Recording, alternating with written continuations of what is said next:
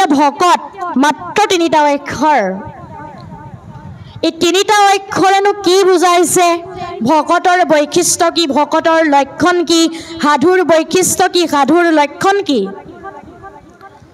ভকত 3টা অক্ষৰ ভটোৱে কৈছে ভ শব্দে ভগৱন্ত ভয় বিমোচন ভজন ভক্তিতে তুষ্ট হুয় যিজন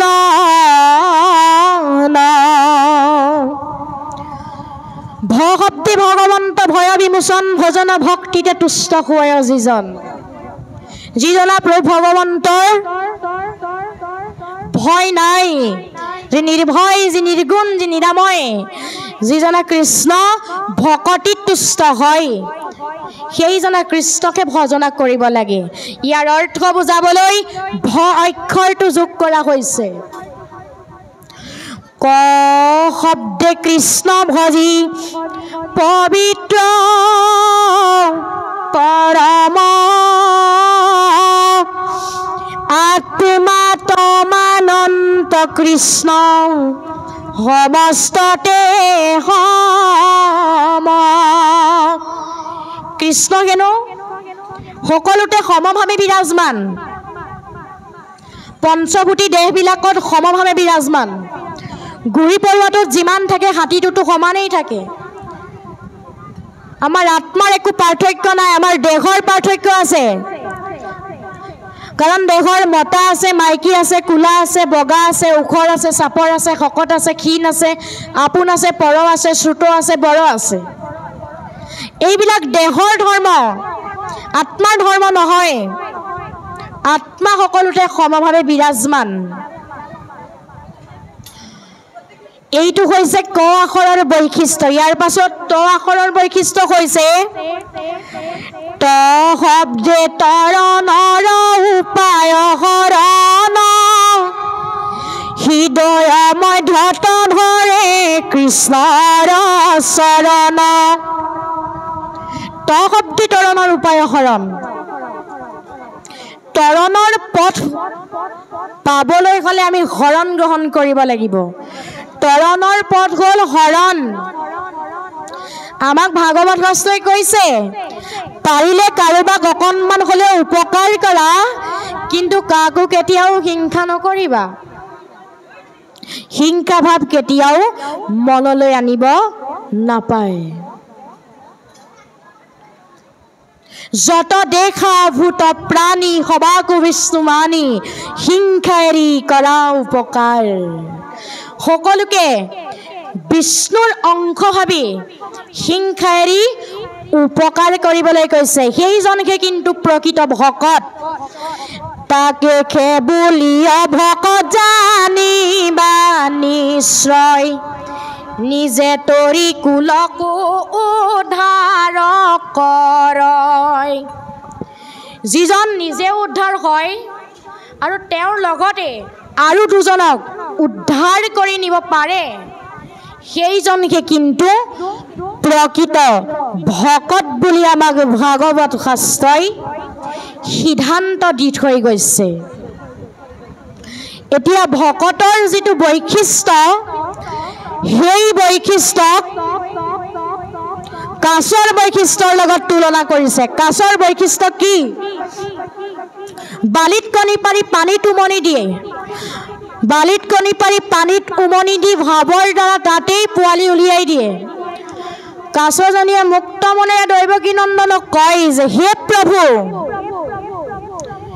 তোমাৰ 24 অৱতাৰৰ ভিতৰত ময়ো এক মুখ্য অৱতাৰ সেই ফালৰ পৰা পোৱালি জন্মিলে মোৰ বুকু তুম লোৱাৰ সুযোগকণ দিবা এই বুলি কাছজনীয়ে মুক্ত মনেৰে ঈশ্বৰক ভজনা কৰে আমিও যদি মনুষ্যই ঈশ্বৰক কওঁ যে প্ৰভু তোমাৰ কথা শুনাৰ ভাগ্য মোৰ জীৱনত উদয় হৈছে সেইদিনা যাতে তুমি মোক বিষয়ৰ কামত আৰু ব্ৰতী কৰি নাৰাখাত যদুপতি এই বুলি যদি কৃষ্ণক কওঁ তেতিয়াহে কিন্তু আমি তৰণৰ পথ বিচাৰি পাব পাৰিম এয়া হৈছে ভকতৰ বৈশিষ্ট্য। এতিয়া ভকতৰ কৰ্ম কি?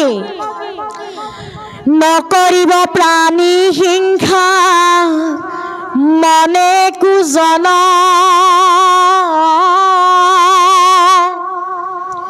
সদায় স্মৰুক মাত্ৰ কৃষ্ণৰ চৰণ। ভকতে কেতিয়াও প্ৰাণী হিংসা নকৰে। বিধা বাক্য নুবুলিব নমাতিব মিছা। ভকতে কেনো বৃথা বাক্য নকয় আৰু মিছা কথা নকয়। যিজনে বৃথা বাক্য ক'ব, যিজনে মিছা কথা ক'ব, সেইজন কেতিয়াও ভকত হ'ব কিন্তু নোৱাৰে। এয়া হৈছে ভকতৰ লক্ষণ। এতিয়া সাধুৰ বৈশিষ্ট্য কি? মূঢ় সুনিৰ্মল কথা কহন্ত শুনন্ত। সাধুসকলে কি কৰে? য'ত ভগৱন্তৰ গুণকীৰ্তন কৰি থাকে একান্ত ভকতে, তেওঁলোক তাত গৈ উপস্থিত হৈ গৈ ভগৱন্তৰ নাম ল'বৰ বাবে। কাৰণ হৰি নাম হুতাখন পাপ সুস্বান বন, ক্ষণেকতে দহি কৰে চন। জুয়ে যেনেকৈ শুকান বন পুৰি তৎক্ষণাত ছাই কৰি দিয়ে, ঠিক তেনেদৰে দেৱযদুপতি কৃষ্ণৰ নাম ল'লে হেনো সমস্ত পাপ পুৰি ছাৰখাৰ হৈ যায় বুলি কৈছে। সেইবাবে সাধুসকলে ভগৱন্তৰ গুণনাম লয়। তৃতীয় স্কন্ধ ভাগৱতত কপিলে আই দেৱাহুতিক কৈছে যে আই শুনা, মূঢ় সুনিৰ্মল কথা কহন্ত শুনন্ত, মুত মন দিয়া হবে তাপৰে ৰাৱন্ত। তাকে সেইবুলিও সাধু জানিবা আই, তাৰাৰ সংগক তুমি পাৰ্থিবা সদায়। যিসকলে মোৰ গুণনাম লয় সেইসকলক তিনি তাপে মোহিত কৰিব নোৱাৰে। তিনি তাপ কি? আধ্যাত্মিক, আদি দৈবিক, আদি ভৌতিক। এই তিনিওটা তাপে সেইজনক স্পৰ্শ কৰিব নোৱাৰে। সেইজনকে প্ৰকৃত সাধু আই, তুমি সেইজনৰ সংগতহে থাকিবা আই, এই বুলি কপিল প্ৰভুৱে মাতৃ দেৱাহুতিক কৈছিল। আমাৰ একান্ত ভকতসকল কেনে ব্ৰজধামৰ গোপীসকলৰ দৰে, বংশীৰ ধ্বনি শুনাৰ মাত্ৰক যেনেদৰে ব্ৰজধামৰ গোপীসকল কৃষ্ণৰ ওচৰলৈ দৌৰ মাৰিছিল। কতো গোপী যাই যাই দুহ নক এৰি আশাতে থাকিব দুগ্ধ চৰুৰ হৈতে পৰি। বংশীৰ ধ্বনি শুনাৰ মাত্ৰক গোপীসকল দৌৰ মাৰিছে, গাখীৰ পগুৱাতেই থৈ গ'ল। আকৌ কতো গোপী আছিলে আৰ স্বামীৰ পৰ হন্তে আধা ভুঞ্জা হুয়া কতু যাইল ৰবন্তে। কিছুমান স্বামীৰ কাষত আছিল আৰু আধা খোৱাকে কিছুমান গুচি গ'ল। তাকে আমাৰ মহাপুৰুষ মাধৱ গুৰুজনাই সুন্দৰভাৱে কৈছে, তোমাৰ গুণৰ মহিমা দেখিয়া আন যত কাম দূৰতে তেজিয়া থৈলো। য'ত প্ৰভু ভগৱন্তৰ গুণনাম ভকতে লয় আমি তালৈ আহিব লাগে, কাৰণ সাধুৰ সংগতহে ভকতি লাভ হ'ব আৰু ভকতিৰ জৰিয়তেহে সেইজনা নিৰ্গুণ কৃষ্ণ নিৰাময় কৃষ্ণক আমি লগ পাব পাৰিম।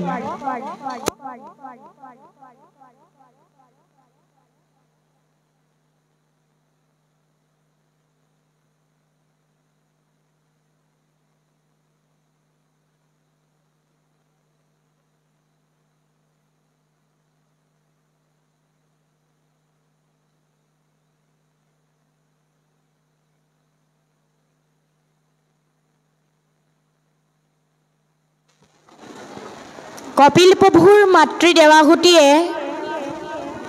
ঈশ্বৰক স্তুতি কৰি কৈছিল বোলে, প্ৰভু মোক হীন মুক্তি নালাগে নালাগেই, আনকি তোমাৰি চতুৰ্ভুজ ৰূপটো নালাগে। কৃষ্ণ আচৰিত হৈ গৈছে, বোলে সকলোৱে মোক বিচাৰে, তোমাক আকৌ মোক নালাগে? বোলে হয় প্ৰভু, তোমাক মোক নালাগে, যদিহে তুমি কেনেবাকৈ গৈ মোৰ গৃহত প্ৰৱেশ কৰাগৈ, পুৱাৰ পৰা গধূলিলৈকে ধূপ ধূনা জ্বলাই চুপাৰ চিটত বহুৱাই তোমাৰ সুন্দৰ চেহেৰাটো ভেবা লাগি চাই থকাৰ বাহিৰে ঘৰুৱা কাম কাজ মোৰ আৰু একোকেই নহ'ব। তেনেহ'লে তুমি মোক কিয় ভজনা কৰিলা? নাহি কৰিলি ন মুকুতি তথা নাহি হৰি পদ পংকজ যথা কৰ্ণৰ অমৃত হৰিৰ চৰিত্ৰ ভকতৰ মুখে শুনিবুনি শ্ৰীত। তোমাৰ ভকতৰ মুখেদি যাতে তোমাৰ গুণনামকে শুনি থাকিবলৈ পাওঁ, সেই সুবিধাকণে তুমি মোক প্ৰদান কৰা প্ৰভু। আমি যদি প্ৰভু ভগৱন্তক ভজনা কৰোঁ, কি বিচাৰিম বাৰু? ধন যশ বিদ্যা ভাজ্যা এইবিলাকে আমি বিচাৰিম, কিন্তু দেৱাহুতিয়ে কি বিচাৰিছে? তেওঁৰ গুণনাম কেনেকৈ ল'ব পাৰি তাৰ প্ৰতি আগ্ৰহ প্ৰকাশ কৰিছে।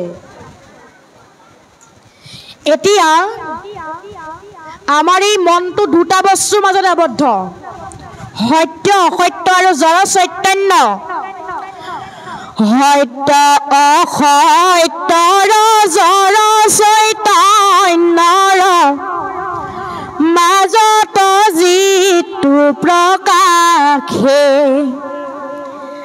তাকে বুলি মন সেইটো পাৱে, যিজনে যাকয়ো পাখে। মনটো বশ্য কৰিবলৈ আমি সাধুৰ সংগলৈ কিন্তু আহিবই লাগিব। এতিয়া জীৱ চাৰিমুঠি কি কি? উৰণ বুৰণ গজন ভ্ৰমণ, এহি চাৰিমুঠি জীৱ সবাৰোহিয়াতে আত্মাৰূপে আছে, পূৰ্ণ ব্ৰহ্ম সদাশিৱ।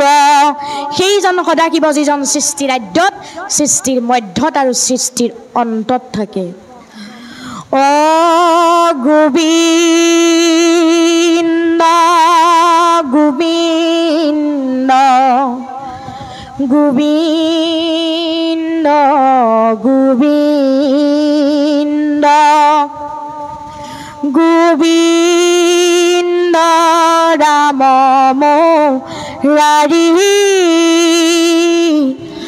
অনন্ত কোটি ব্ৰহ্মাণ্ড হৰি অধিকাৰী, অনন্ত কোটি ব্ৰহ্মাণ্ড হৰি অধিকাৰী।